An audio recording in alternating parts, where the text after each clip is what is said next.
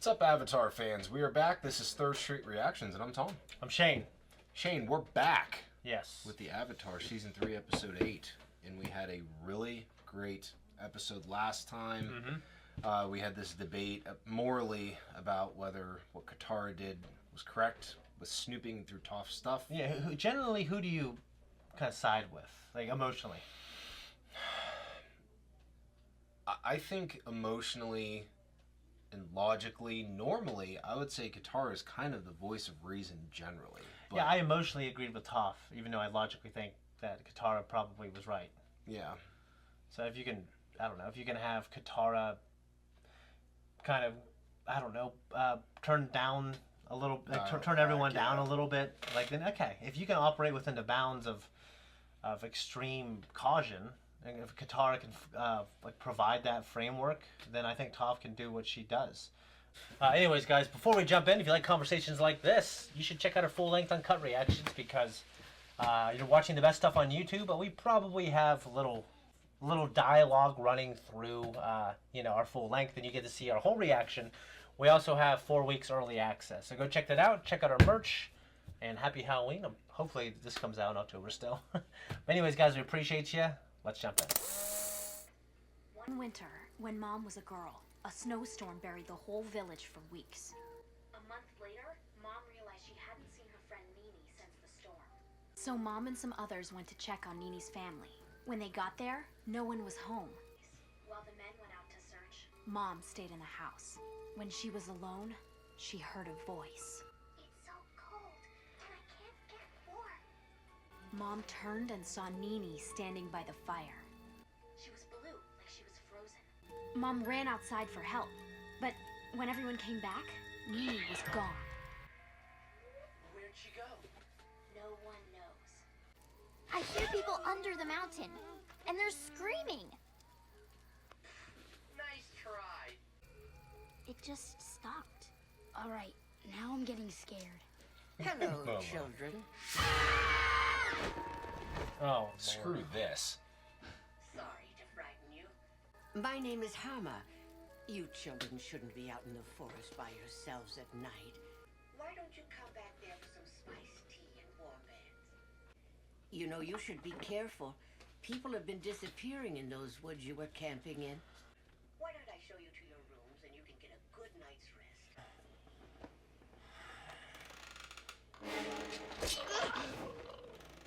I know, Momo. This place is creepy. I wonder if Momo has I don't know if I'm fleas. gonna be able to fall asleep.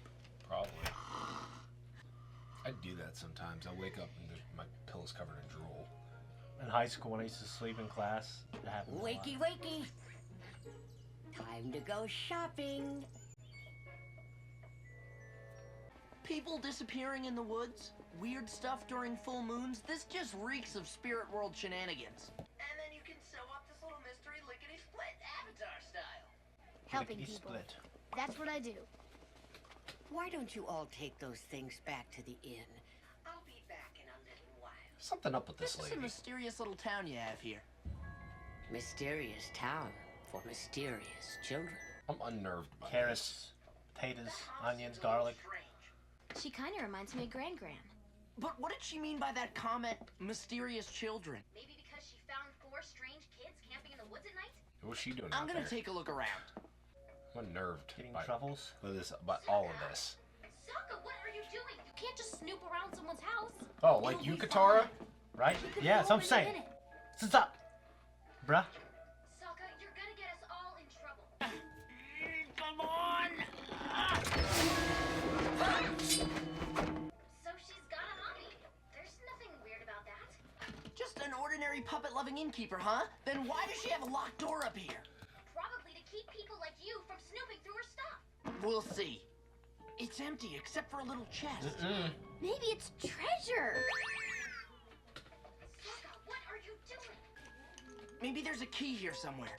Oh, hand it over.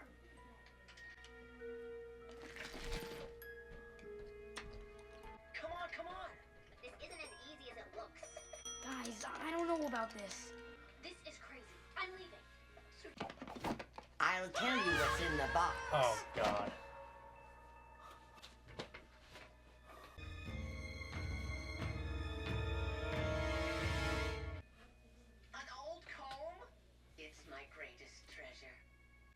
It's the last thing I owned from growing up in the Southern Water Tribe.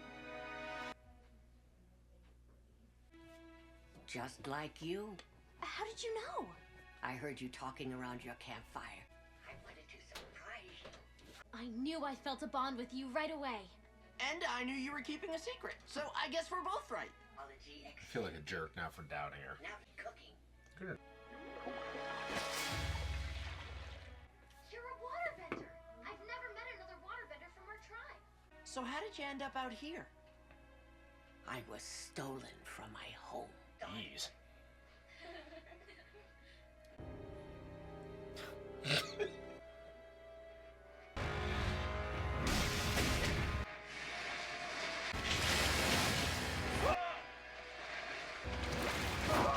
They came again and again, each time rounding up more of our waterbenders and taking them captive.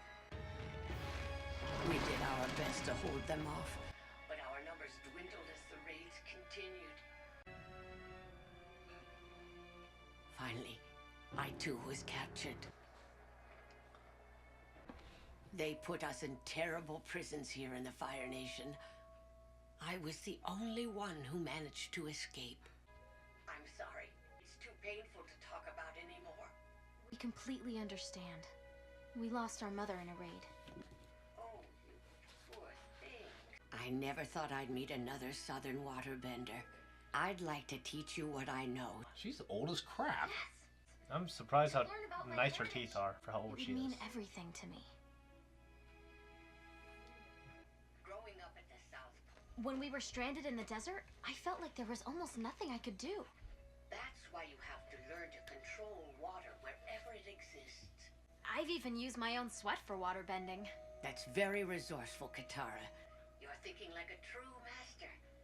But did you know you can even pour water out of thin air? You've got to keep an open mind, Katara. There's water in places you never think about. That's kind of sweet. Yeah. This has got to be the nicest natural setting in the Fire Nation. Maybe the moon spirit just turned mean. The moon spirit is a gentle, loving lady. And lunar goodness. Can you tell us anything about the spirit that's been stealing people? Only one man ever saw it and lived. And that's Old Man Ding. Where does Old Man Ding live? I met a waterbender who lived in a swamp and could control the vines by bending the water inside.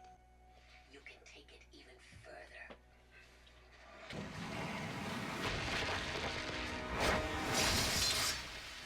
That was incredible. It's a shame about the lilies, though. They're just flowers. You do what you must to survive. Tonight I'll teach you the ultimate technique of waterbending. It can only be done during the full moon, when your bending is at its peak. But isn't that dangerous? I thought people have been disappearing around here during the full moon. I don't think we have anything to worry about. Like this. Old Man Ding? Huh? Oh, kid, blame it. What? Can't you see I'm busy? Did you get a good look at the spirit that took you? Didn't see no spirit. Just felt something come over me, like I was possessed. Forced me to start walking toward the mountain. But then, the sun started to rise. And I got control of myself again. I just hightailed it away from that mountain as quick as I could. Why would a spirit want to take people to a mountain? Oh no!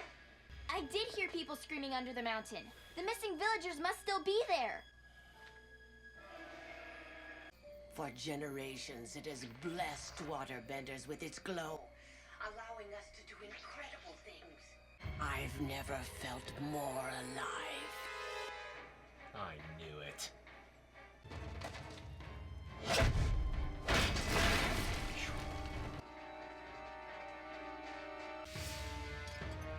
We're saved! Who brought you here? It was no spirit. It was a witch. A witch? What do you mean? She seems like a normal old woman, but she controls people like some dark puppet master. Hama. Yes, the innkeeper. I knew there was something creepy about her. Me We too. have to stop Hama! I'll get these people out of here. I told you, Shane. Yeah, you're right. I never saw this episode before. What I'm about to show you, I discovered in that wretched Fire Nation prison.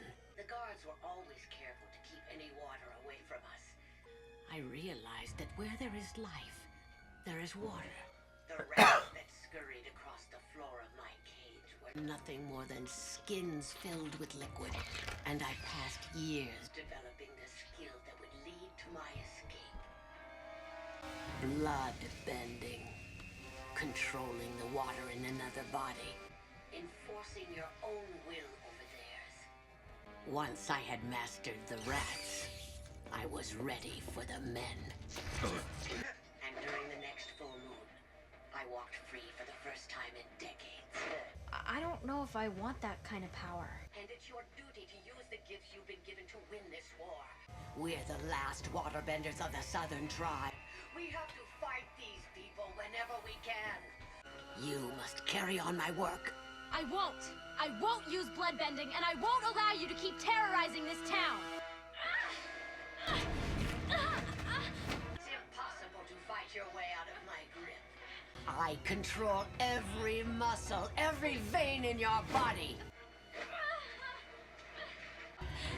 Please.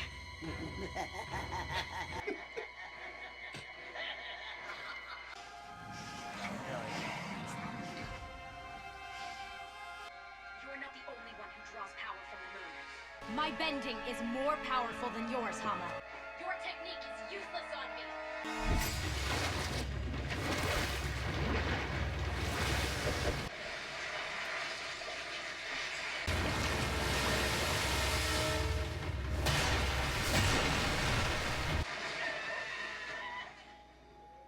Give up! You're outnumbered! No. You've outnumbered yourselves.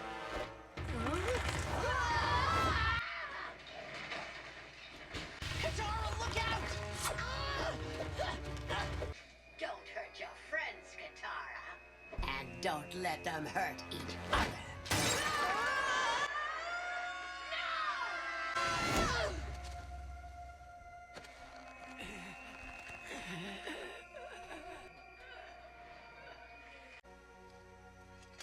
You're going to be locked away forever.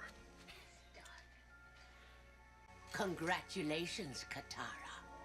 You're a bloodbender.